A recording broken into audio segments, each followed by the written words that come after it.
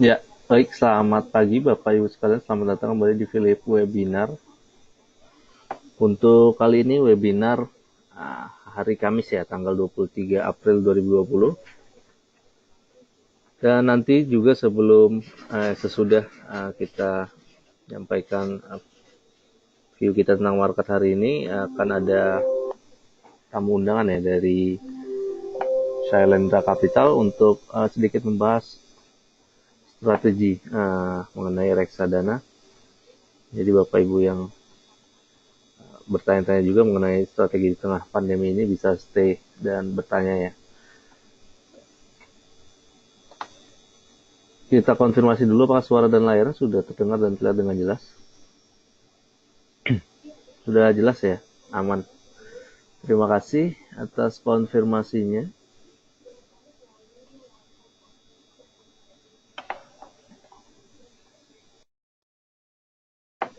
Baik, mari kita mulai saja. Untuk sesi awal akan dibawakan oleh Debbie, silakan.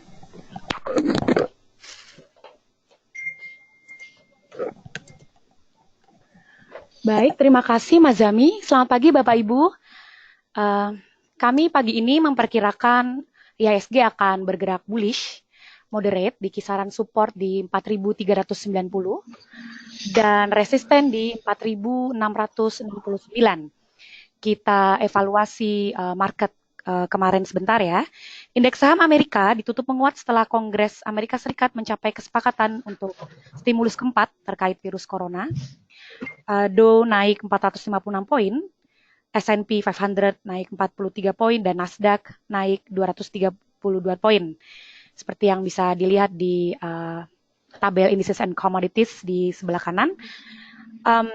Dua sektor yang mendongkrak adalah sektor energi. Seperti kita tahu, dampak dari peningkatan harga minyak mentah yang kemarin ditutup menguat di 13,78 dolar per barel atau naik sebesar 19,19% ya, 19,10%. Emiten Apache, Halliburton, dan Pioneer Natural Resources ditutup menguat 10% tadi malam, dan juga sektor yang masih sama selain energi yang mendongkrak indeks Amerika kemarin adalah sektor teknologi. Facebook ditutup menguat hampir 7%, Alphabet hampir 4%, dan yang terkuat adalah Snap yang ditutup 36%. Jadi bisa dilihat bahwa tetap ya peningkatan tertinggi kemarin ada di indeks Nasdaq di 2,81%. Penguatan indeks saham di Amerika Serikat juga dikontribusikan oleh kebijakan beberapa negara bagian seperti Georgia, South Carolina, Tennessee, dan Texas berencana meringankan kebijakan lockdown mereka. Beberapa bisnis seperti salon dan restoran akan direncanakan dibuka kembali. Juga kita tahu bahwa Presiden Amerika Serikat Donald Trump beberapa saat lalu mengeluarkan Twitter ya bahwa mereka akan menutup imigrasi mereka.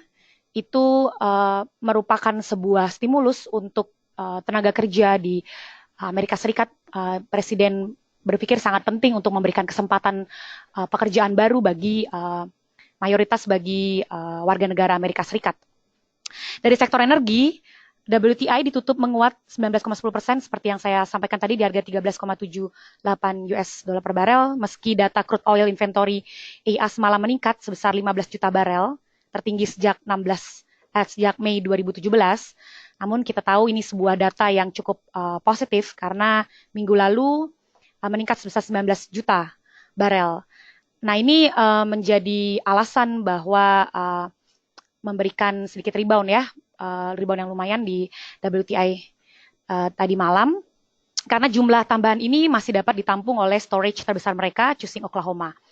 EIA sendiri mengklaim kapasitas maksimum sebesar 76 juta barrel bagi stockpile mereka, namun ada beberapa data yang mengklaim itu sebesar 90 juta, dapat menampung sebesar 90 juta minyak gitu ya.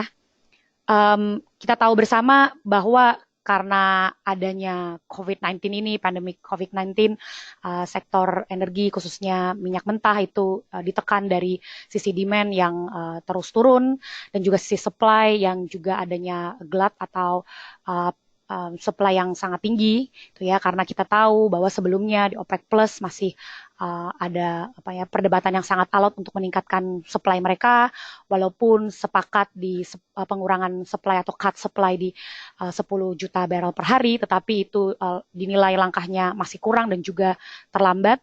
Tetapi ini yang baru juga ya, kita tahu bersama bahwa tekanan dari minyak mentah tidak hanya dari demand dan supply, tetapi juga dari storage mereka.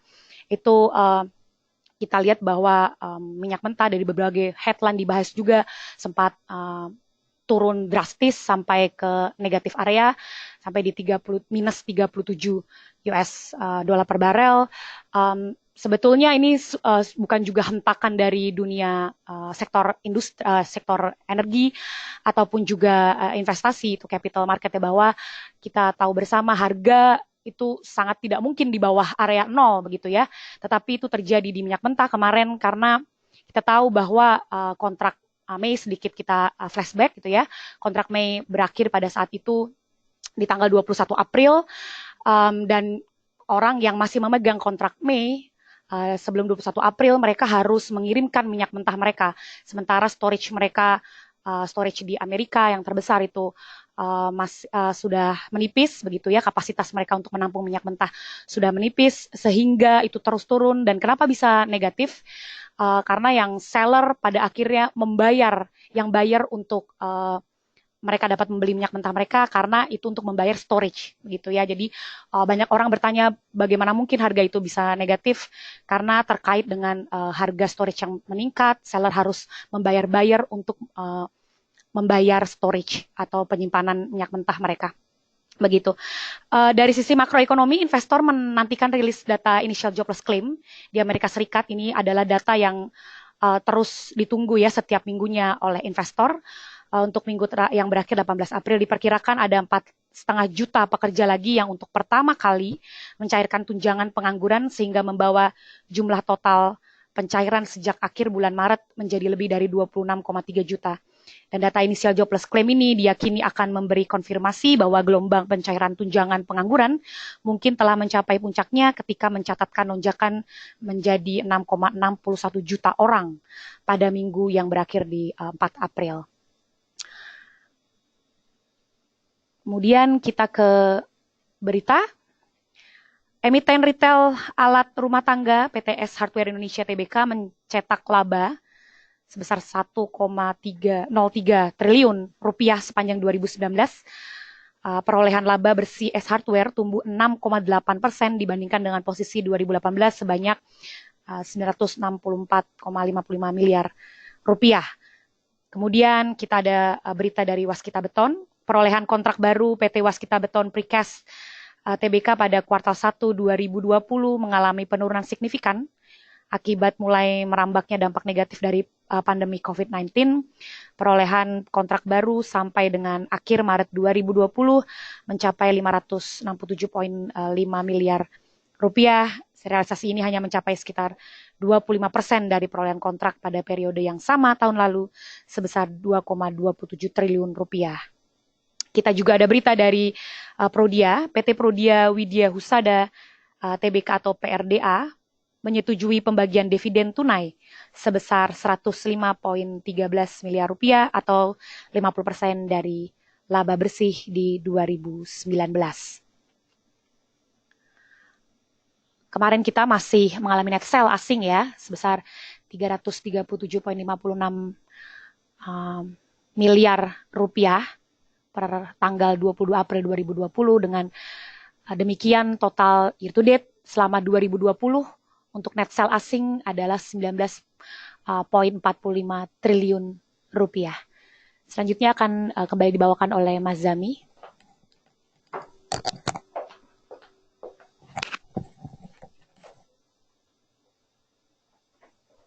Ya, berikut technical recommendation yang pertama BMRI ya. BMRI menarik. Boleh coba trade buy 4490, kemudian TP1 4800 ya.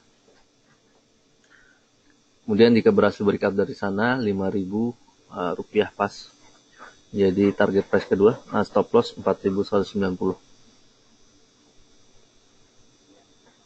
Yang kedua ASII.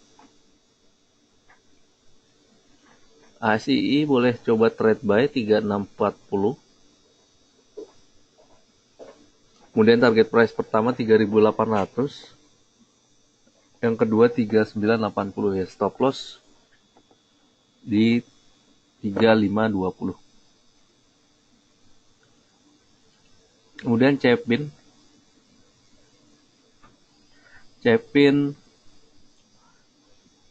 boleh coba, memang masih bearish, tapi penguatan kemarin cukup lumayan ya, sehingga boleh coba trade buy 4110. Target price pertama 4270.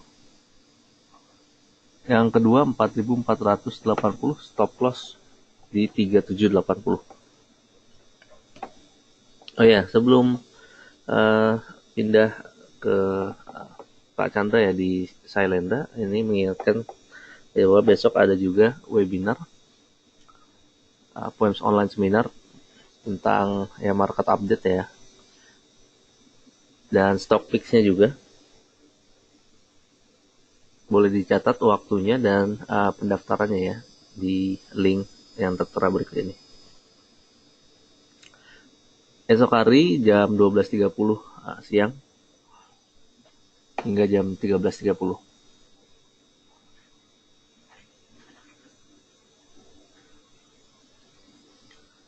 Kurang lebih seperti itu. Dan setelah ini kita akan berikan waktu untuk Pak Agustinus Chandra. Beliau adalah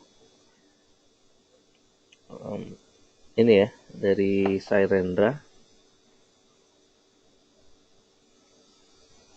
yaitu sebagai Head Retail and Business Alliance ya. Silakan Pak Chandra, the floor is yours.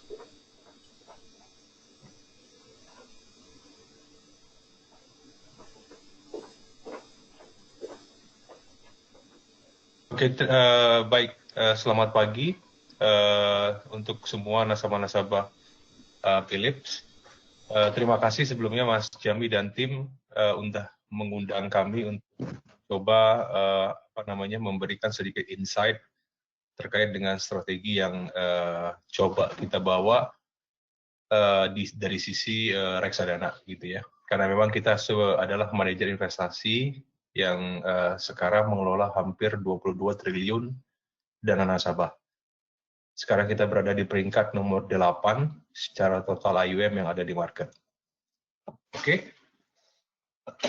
Maaf, mudah-mudahan semuanya kita selalu sehat, karena semuanya mungkin kita lagi bekerja dari rumah gitu ya. Oke, dari sisi reksadana sebenarnya mungkin dari sisi teknikal yang tadi Mas Jami utarakan, sebenarnya kurang lebih hampir bisa diimplikasikan gitu ya. Dari reksadana sendiri sebenarnya ada 3, mungkin kita berbicara mengenai market, ada 3 kondisi market gitu ya. Ada yang sideway market, kemudian ada yang bearish market, sama ada kemudian yang bullish market. Dari semua strategi itu ataupun dari semua kondisi market itu, sebenarnya kita bisa mencari kira-kira apa cara yang terbaik pada saat kita melakukan suatu yang namanya investasi.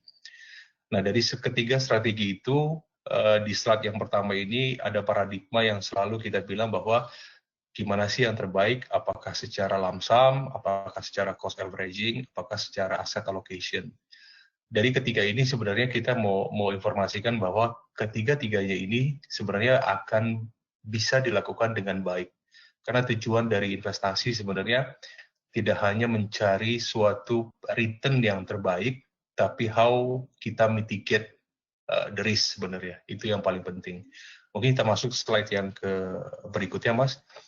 Dari sisi asset allocation sebenarnya ini pengertian paradigma yang kita ambil dari don't put your money in one basket sebenarnya. Intinya sebenarnya kita mencoba melakukan investasi ke beberapa aset atau beberapa sektor yang bisa kita invest gitu ya. Kalau kita bagi menjadi 3, kita ada punya growth asset, kita punya income asset, kita punya cash asset. Tujuan dari asset allocation adalah supaya kita dapat memberikan jalan yang efektif dan efisien untuk kita mencapai suatu tujuan, di mana kita dapat mengelola kita punya investasi itu dengan baik lah. Jadi kalau kita melihat kondisi pasar sedang contoh gitu ya dengan COVID seperti ini, apakah yang terbaik kita masuk semuanya ke saham ataupun ke reksadana saham gitu ya. Tapi yang paling penting adalah bagaimana kita mengalokasikan dari total dana yang kita punya atau total yang akan kita invest untuk dimasukkan ke dalam beberapa kelas aset. Boleh dalam pengertian ini kita akan memasukkan ke dalam suatu yang namanya profil resiko kita sendiri. Nah, boleh next ya, Mas Yawi. Dari asset allocation itu sendiri, tujuannya yang paling penting adalah untuk penurunan resiko. Itu yang paling penting. Kenapa? Contoh gitu ya, kalau kita hanya invest satu kelas aset, contohnya saham gitu ya, year to date mungkin udah turun hampir 27-28% gitu ya. Tapi kalau kita coba masuk ke dalam yang namanya cash asset ataupun masuk ke dalam yang namanya pendapatan tetap gitu ya, itu mungkin penurunannya nggak terlalu tajam seperti ke saham. Artinya dalam suatu aset alokasi kita dapat memberikan diversifikasi portofolio yang sangat baik. Kemudian kita juga dapat melihat return yang konsisten. Artinya jangan melihat dari satu kelas aset, tapi secara total portofolio yang kita punya. Yang ketiga, kita berorientasi pada sasaran kita, investasinya seperti apa. Karena dengan memiliki sasaran yang tepat, maka dampak negatif atau praktek yang kita lihat adalah dalam hal spekulasi akan lebih berkurang, gitu ya. Jadi, as a basket, kita akan coba pecah ke beberapa tempat yang memang sesuai dengan profil risikonya kita, gitu. Next. Nah, secara garis besar gitu ya, ini akan beda gitu ya kalau kita bilang di beberapa mungkin kita ambil contoh perbankan ataupun agen-agen penjual yang lain gitu ya yang ada di Indonesia, semua mereka pasti punya namanya profil risiko yang harus diisi oleh masing-masing nasabah. Tujuannya adalah untuk melihat seberapa besar kita akan menerima suatu risiko yang terjadi pada suatu investasi kita. Tapi secara garis besar profil risiko itu dibagi menjadi 3. Ada konservatif, ada balance atau moderate gitu ya. Yang terakhir ada agresif. Itu yang paling penting. Bahkan model portofolio ini sudah diajarkan dari zaman mungkin kalau kita baca buku dan sebagainya dari Pak Benjamin Graham juga udah pernah cerita mengenai bahwa kita harus punya yang namanya model portofolio gitu ya. Nah, dari ketiga portofolio ini sebenarnya mana yang paling bagus dan tidak sebenarnya sesuai dengan profil kita sendiri gitu ya. Kalau kita misalnya contoh konservatif gitu, kenapa kita nggak saranin semuanya masuk ke dalam reksadana pendapatan tetap gitu misalnya? Kenapa tidak? Karena kalau kita full ke sana, takutnya pada saat ada opportunity di reksadana saham atau reksadana campuran, kita akan hilang opportunity itu. Makanya kita bagi kurang lebih 60% ada di reksadana pendapatan tetap atau reksadana pasar uang. Boleh nggak berubah? Silahkan, tergantung dari kita melihat suatu investasi itu sendiri. Kalau kita pilih misalnya pasar uang atau pendapatan tetap akan bullish dalam 5 tahun ke depan, ataupun 3 tahun ke depan, ya mungkin porsinya akan kita lebih ningkatin gitu ya, misalnya 70%, silakan. Jadi ini hanya semacam patokan kira-kira kalau kita punya profil yang konservatif, kita saranin adalah 60%-nya ada di reksadana pendapatan tetap atau reksadana pasar uang. Itu kurang lebih dari sisi konservatif. Dari sisi yang campuran, ini tujuannya adalah nasabah ini bersedia menerima risiko penurunan nilai investasi gitu ya. Nah, makanya kita buat kurang lebih kayak setengah-setengah gitu ya. Jadi ya tapi yang kita titik beratkan di sini adalah porsinya itu kita akan dari saham yang tadi cuma 20% di konservatif, kita naikin sekitar 30% ada di reksadana saham. Yang tadi campuran di konservatif cuma 20, kita naikin menjadi 40%. Kenapa? Karena tujuannya adalah untuk membalancing dia punya portofolio. Nah, ini juga bisa berlaku untuk nasabah yang memiliki horizon atau profil risiko balance gitu ya. Cuman kita lihat next ya Mas, untuk yang reksadana, untuk yang agresif risk profiling gitu ya. Agresif ini kita lebih melihat bahwa nasabah ini punya agresif profile gitu ya, and then tentunya kita berharap dengan agresif yang tinggi ini punya horizon investasi yang juga yang cukup panjang. Nah, di sini kita bisa lihat bahwa di reksadana saham kita saja sekitar 70%. Kenapa kok nggak 90% gitu misalnya? Enggak, kenapa? Karena kita pengen suatu portofolio itu adalah untuk membalancing kita punya performance dan mitigate kita punya risiko. Maka kita lihat kalau cuma 70% gitu ya, artinya kita pasti punya bumper di reksadana campuran dan 10% ada di reksadana pasar uang atau pendapatan tetap. Boleh nggak kita rubah? Silahkan. Jadi mungkin saya nggak mau 70, mau 60, silahkan. Jadi ini lebih melihat sebuah suatu patokan supaya kita bisa melihat gimana sih kita mengkonstruk kita punya portofolio. Yang kita mau sharing di sini adalah bahwa untuk melihat suatu investasi itu tidak hanya terkait dia punya return gitu ya, atau performance ataupun imbal hasil, tapi kita melihat bagaimana kita dapat mitigasi risiko terhadap investasi yang kita miliki. Itu dari sisi asset allocation gitu ya. Next. Nah, yang kedua, sesuai dengan strategi yang di atas, kita akan melihat mengenai investasi secara bertahap gitu ya, atau dollar cost averaging, atau mungkin kita bisa lihat apalagi rupiah cost averaging. Is the same method, is the same way lah untuk investnya. So sebenarnya kapan sih kita investasi yang bertahap itu yang bisa lebih maksimal gitu ya dibandingin dengan yang kita taruh di satu waktu dan kita diemin gitu ya. Nah, ini kita ada satu data, kita ambil tarik mungkin capture dari GCI periode 2007 sampai Maret 2010. Ini adalah capture dengan kondisi market sekarang kali ya. Kalau kita lihat dari karena indeks kita pernah tertinggi di 6.600, dan sekarang bukan jatuh kali ya, terdapat reconcile kali ya, reconcile ke level sekarang itu di level 4.500 gitu ya. Artinya dari 6.600 sampai 4.500 mungkin itu lebih bisa sekitar 30%. Nah, jadi kondisi market sekarang itu kita ambil contoh kurang lebih sama lah dengan terjadi di tahun 2007, 2008, 2009 dan 2010. Nah, itu grafiknya yang bisa kita lihat. Jadi kita bandingin nih, jadi orang-orang yang invest sekali doang di tanggal 5 Oktober, kita compare dengan orang-orang yang invest secara bulanan nih, secara averaging atau secara disiplin selama 30 kali. Intinya amount sama, yang satu 30 juta lamsam, yang satu nyicil sejuta selama 30 during that period. Totalnya akan sama 30 juta secara total dia invest. Tapi yang bisa kita lihat adalah next, Mas. Yang kita bisa lihat adalah ya, ini yang investasi bertahap sejuta itu kita hanya mengikuti indeks ya. Mungkin kalau kita compare dengan suatu reksadana mungkin bisa di atas itu dari during that period.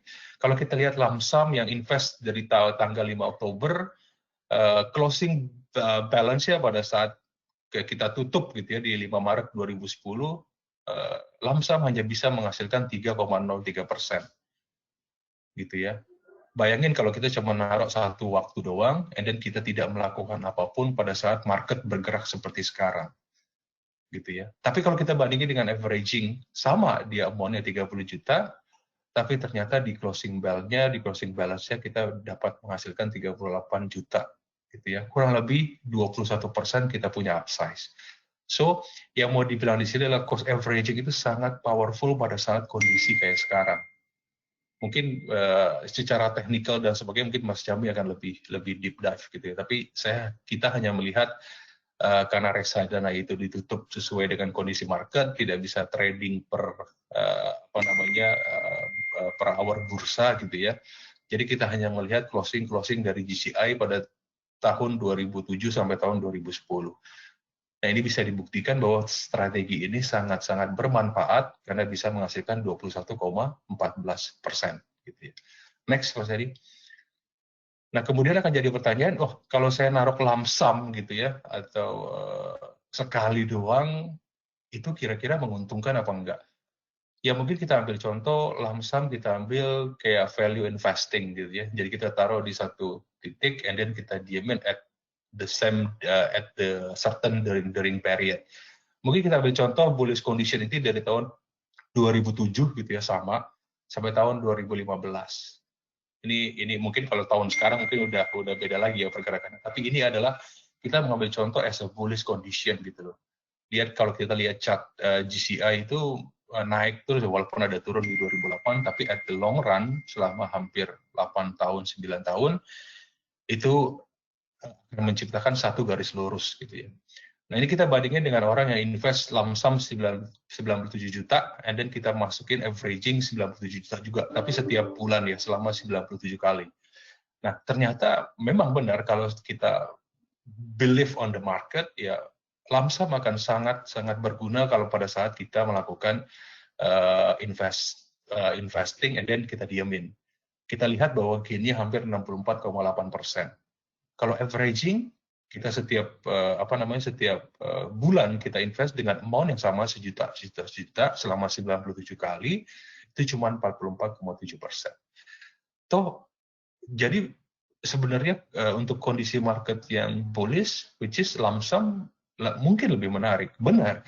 Tapi apakah kita akan tahu market akan selalu bullish and a certain period gitu loh. Artinya adalah kita believe market akan terus naik pada saat mungkin 10 tahun ke depan gitu ya. Tapi dengan momen-momen yang seperti ini yang bisa kita melakukan quote-unquote timing the market gitu ya, mungkin portofolio kita akan lebih menarik ke depannya.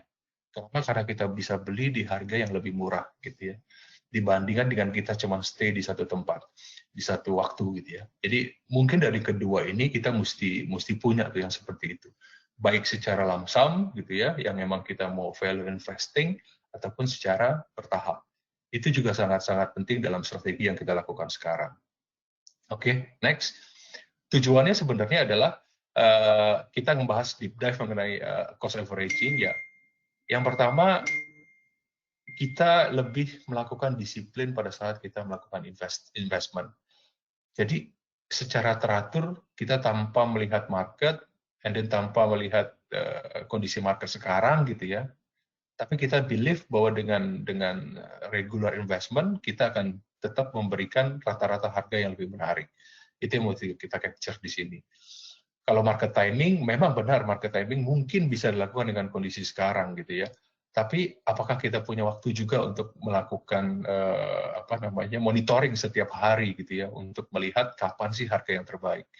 Kenapa? Karena mungkin terus terang dari saya juga nggak tahu, kemarin kita prediksi indeks akan turun ke 38 gitu ya, ternyata hanya mentok ke 39, and then naik lagi gitu kan.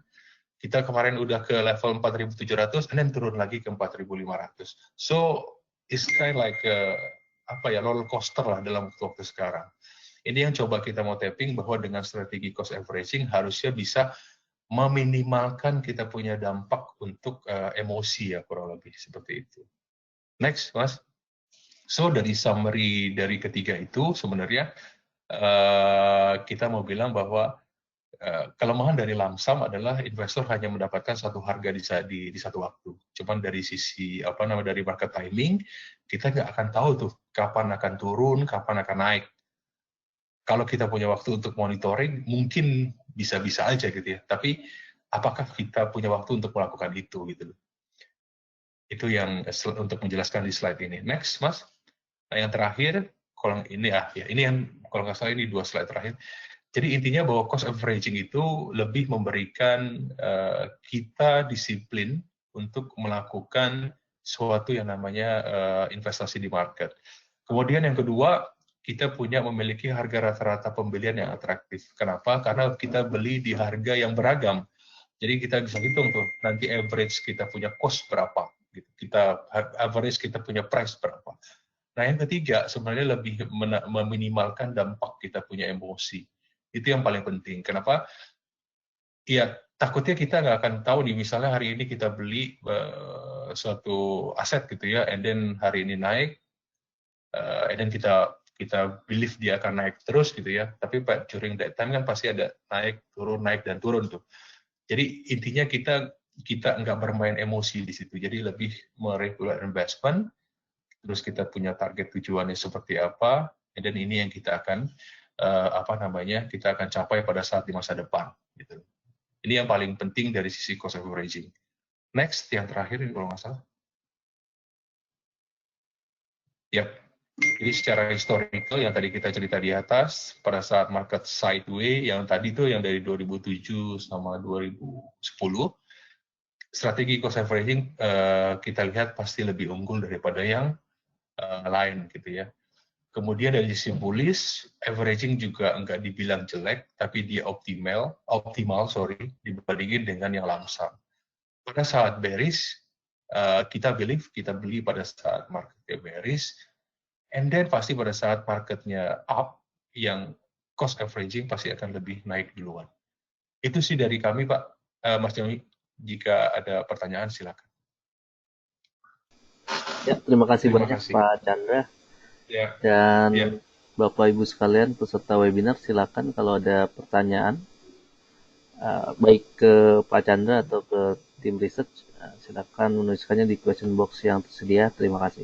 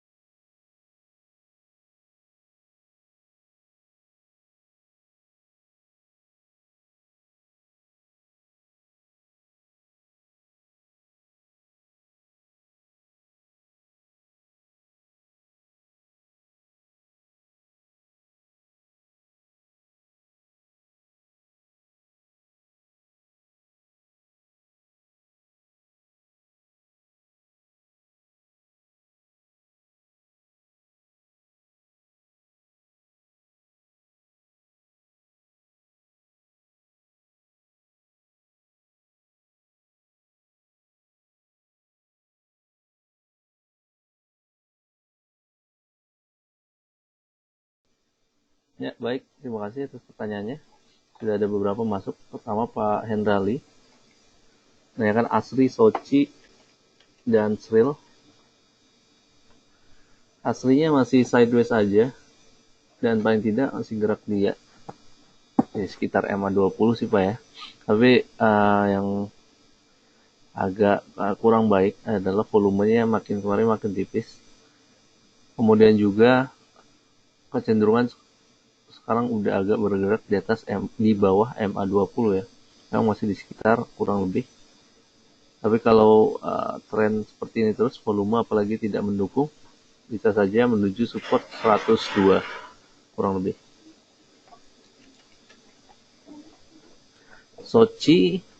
Sochinya cukup baik ya. Memang volume tidak terlalu konsisten, tapi kurang lebih selalu stay kurang lebih di atas MA5 ya. Harusnya high 132 ini dapat dites lagi. Dan kalau berhasil breakout dari sana, 140 rupiah ya untuk jadi resistance-nya Pak Hendra. Kemudian Sril.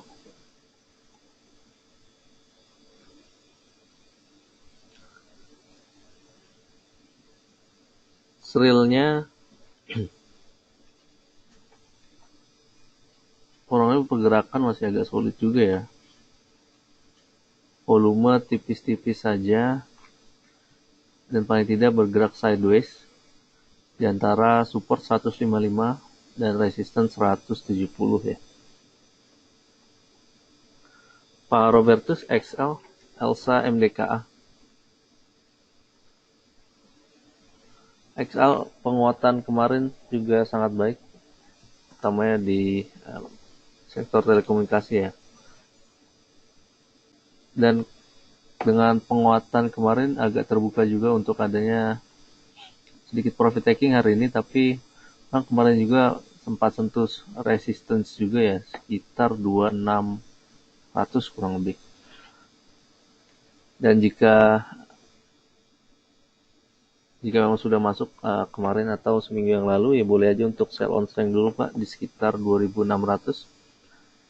Ingat ada resistance juga di sana. Dan nampaknya Bollinger Band juga belum menandakan adanya penguatan signifikan ya. Kecuali terus breakout dan close di atas 2600 ya untuk hari ini. Peluang untuk resistance selanjutnya terbuka lebar menuju 2680 hingga 2700.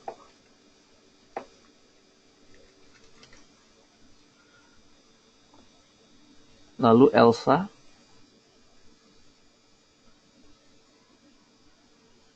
Elsanya baru rebound ya, mengikuti kenaikan harga minyak.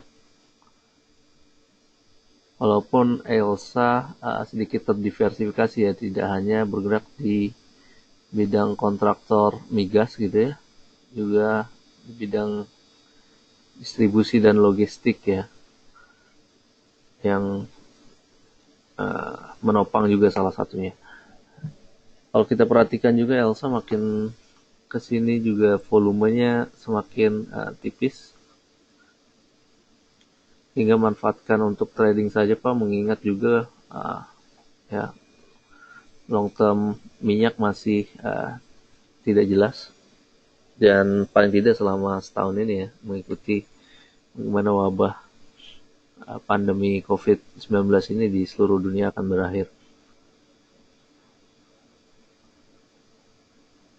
Paling tidak 202 ya terdekat resistance-nya. Melihat MACD memang peluang koreksi ke depan masih terbuka lebar, sehingga jika belum ada posisi, belum saatnya masuk sih ya untuk saat ini. Dan kelihatan juga harganya juga udah lumayan tinggi. 202 kalau sentuh, kalau sudah punya boleh sell dulu. Kalau belum punya sebaiknya tidak usah masuk, dan potensi menuju support 180. Untuk MDKA-nya masih oke, strong ini ya kurang lebih, walaupun beberapa hari sempat ada penurunan gitu ya. Tapi memang dengan penguatan emas sekarang sudah di 1.700-an dan masih stay di sana $1.700 per troy ounce. MDKA salah satu proksi terdekat ya terhadap komoditas emas sangat terimbas baik. Sekarang kurang lebih dekat resistance juga sih ya. Kalau ingin di hold masih boleh aja di hold dengan target resistance berikutnya 1360 ya. Bu Nur Cahyana, ASII dan ICBP.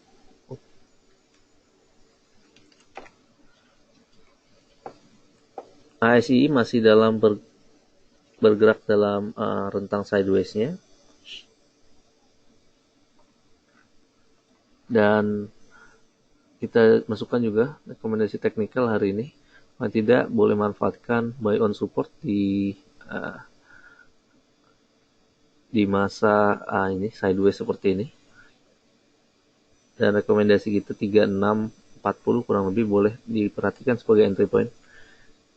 Dan 3800 ya hingga 3980 atau 4000 untuk resistance-nya. Untuk ICBP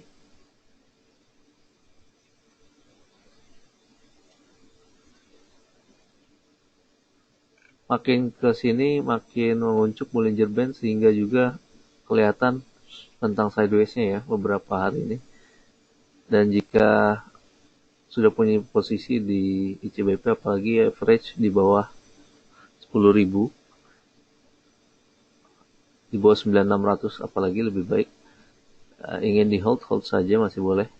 Kalau baru ingin masuk boleh perhatikan level 10.000 ini. Memang support boleh pakai 9.900 hingga 9.600 ya. Jika menuju harga tersebut boleh aja untuk koleksi pelan-pelan tentunya. Bu Melinda, TPIA, GGRM, SMGR.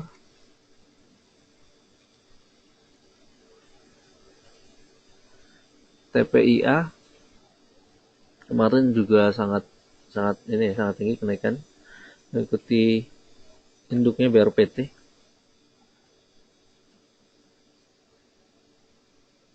Dan rally-nya juga udah dari awal bulan ya, kurang lebih.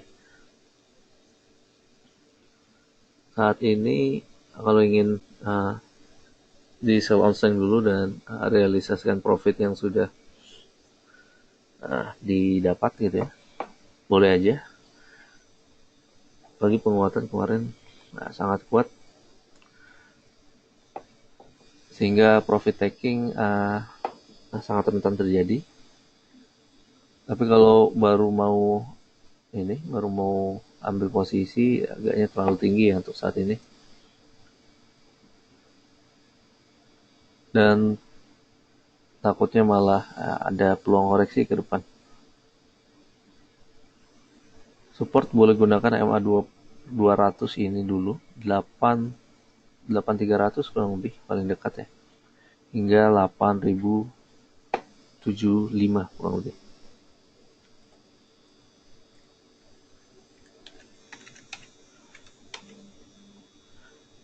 Untuk GGRM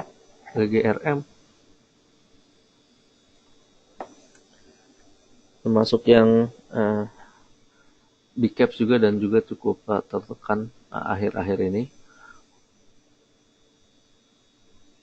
Dan pasca rally yang lumayan ya pada bulan Maret hingga berakhir di awal April kurang lebih, GGRM agak membentuk ya konsolidasi lah ya paling tidak. Tapi kalau ingin ambil posisi boleh perhatikan level 44.000, level di bawah 44.000 maksudnya, paling dekat di sekitar 43.200 untuk koleksi GGRM. Dan resistance paling dekat 46.200 hingga 48.000. SMGR juga kemarin cukup kuat penguatannya. Seiring dengan ini ya, adanya berita bahwa atau ini apa namanya, terbukaan informasi dari SMGR mengenai MOU ini ya, Solusi Bangun Indonesia, itu yang dulunya Holcim, yang baru 2 tahun lalu diakuisisi oleh SMGR, bahwa ex Holcim ini yang sekarang disebut Solusi Bangun Indonesia ya, SBI dan Tehio Semen akan ini membentuk partnership strategis gitu ya. Dan juga nanti Tehio berniat untuk mengambil 15% dari kepemilikan di SBI. Dan diestimasikan bahwa harga akuisisi dari untuk 15% ini di atas atau di premium gitu ya, lebih daripada apa yang SMGR bayar 2 tahun lalu seperti itu. Sehingga pasar juga menganggap positif atas potensi transaksi ini ya, masih belum terjadi dan masih dalam ini ya, pembincangan gitu ya.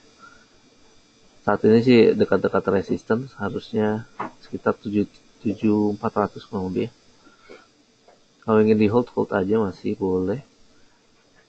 Penguatan kemarin signifikan, apalagi breakout dari 7.400 tidak menutup kemungkinan untuk kembali ke 8.000 lagi.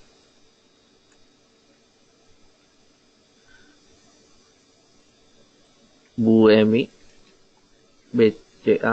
BTN, Inco Telkom. BTN-nya mungkin cukup tertekan dan memang juga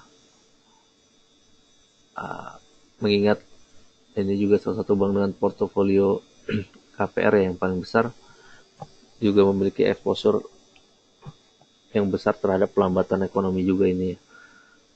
Dan kalau kita lihat juga akhir-akhir ini BTN masih sideways, dan kalau tertarik kepada perbankan boleh switch ke himbara yang lain seperti BRI dan BMRI ya. Boleh diperhatikan kalau saat ini memang sudah agak tertahan di sekitar 900-an. Kalau ingin ditradingkan paling tidak level 900 support, 1000 untuk resistance ya. Tapi untuk investasi boleh switch ke himbara yang lain dulu. Walaupun BTN ini sangat murah ya, kalau sekarang trading di bawah 1 kali PBV ini.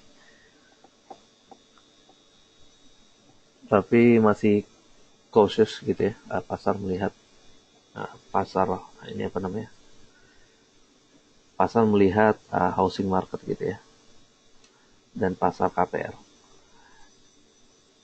Inco-nya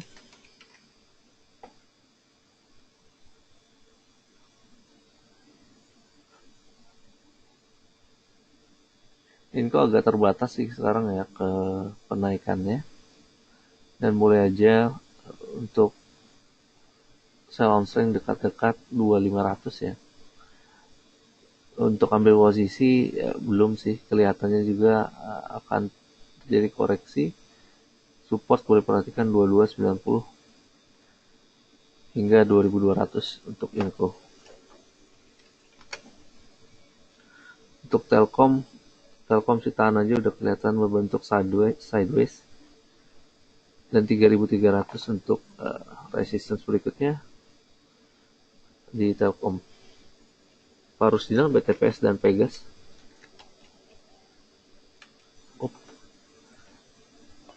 BTPS agak cukup mahal ya kalau kita lihat dari PBV-nya.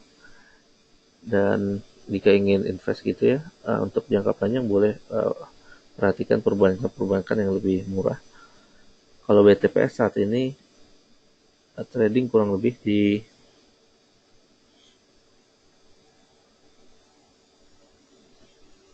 di atas 3 kali PBV ya. Walaupun memang performa di 2019 dikatakan cukup baik ya, sangat baik lah. Kita tunggu nanti bagaimana kuartal satunya dan juga apakah terdampak ya mengenai termasuk dari loan growth dan bagaimana aset quality-nya juga. Saat ini memang paling tidak rebound sementara boleh dimanfaatkan. Mengambil resistance dekat sini sih MA20 boleh dipakai dulu sekitar 23 ratusan ya, dekat sini. Kalau close di atas 2320, peluang untuk mencapai 2500 kembali semakin terbuka lebar sih, Pak. Kemudian Pegas pelan-pelan masih sideways aja.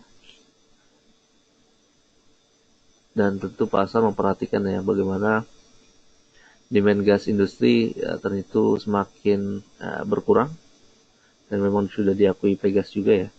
Apalagi PLN baru-baru ini menyatakan gitu ya force majeure, sehingga tidak dapat menyerap gitu ya, menyerap apa yang telah disepakati oleh antara PLN dan Pegas gitu ya, tentunya untuk penyerapan gas bumi untuk energi gitu. Itu akan berdampak juga pada laba perseroan, apalagi 2019 juga cukup berat gitu ya tahunnya untuk Pegas. Untuk long term sih tidak dulu. Untuk sideways kalau ingin dimanfaatkan paling tidak ya sekitar 760 support ya, 850 hingga 880 kurang lebih resistance. Faisal Arbi IPTV. IPTV cukup berat sih ya, nampaknya sih berpeluang menuju support 380. Jika tertahan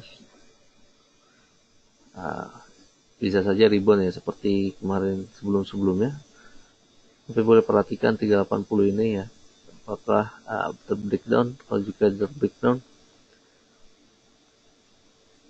seharusnya berpeluang untuk menguji support baru lagi ya. Mungkin 370 untuk support selanjutnya.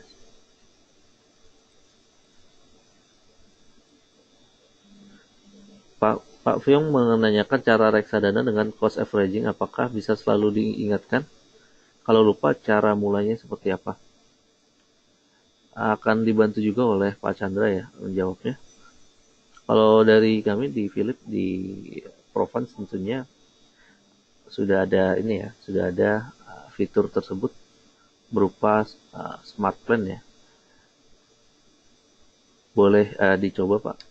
Kalau ada pertanyaan jangan sungkan juga untuk menghubungi tim Provence kami atau melalui tim CS kami juga ya. Dapat melalui WA dan juga telepon.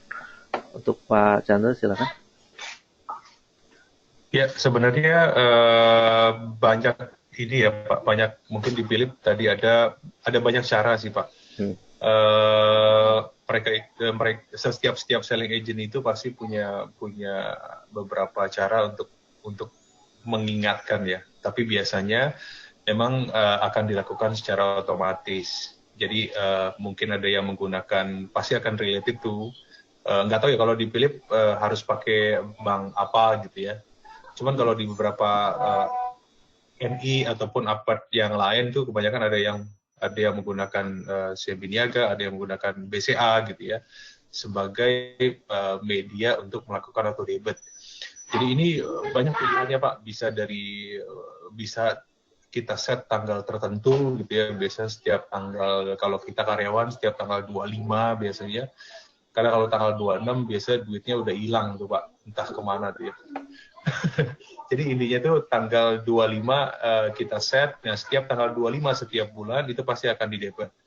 Ya, kenapa kita buat tanggal 25 biasanya supaya kita terima gaji, dan sebelum dipakai, dan udah ditarik untuk masuk ke dalam nama investasi.